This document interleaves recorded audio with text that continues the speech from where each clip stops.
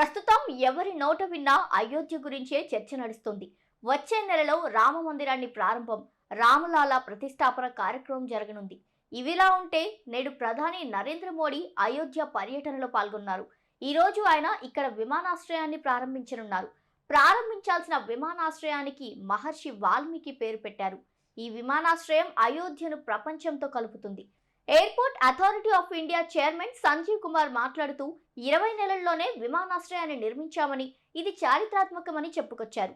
గతేడాది ఏప్రిల్ నెలలో airport authority of India, Uttar Pradesh ప్రభుత్వం మధ్య ఒక ఒప్పందం కుదిరింది.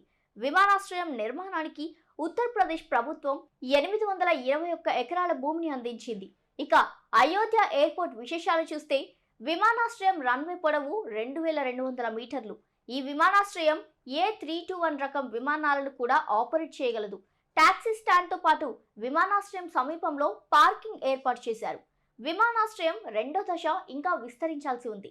రెండో దశలో చూస్తే 50,000 చదరపు మీటర్ల కొత్త టెర్మినల్ భవనాన్ని నిర్మించాల్సి ఉంది. ఇక దీని తర్వాత ఈ విమానాశ్రయం రద్దీ సమయాల్లో గరిష్టంగా 4,000 మంది ప్రయాణికులకు సేవలు అందించగలదు. అలాగే రెండవ దశ పూర్తయిన తర్వాత ప్రతి సంవత్సరం 60 లక్షల మంది అయోధ్య విమానాశ్రయాన్ని సందర్శించగలరు. అయితే విమానాశ్రయం నిర్మాణంతో రామాలయానికి వచ్చే భక్తులకు రవాణా సౌకర్యం కలుగుతుందని ప్రభుత్వం భావిస్తోంది. అయోధ్యలో రామ మందిరంతో పాటు మతపరమైన ప్రాముఖ్యత ఉన్న అనేక ఇతర ప్రదేశాలు ఉన్నాయి. అయోధ్యలో హిందూ మతాన్ని విశ్వసించే వారికి రామ్ కీ పైడి, హనుమాన్ గ్రాహి, నాగేశ్వరనాథ్ ఆలయం, బిర్లా ఆలయం గొప్ప ప్రాముఖ్యతను కలిగి ఉన్నాయి.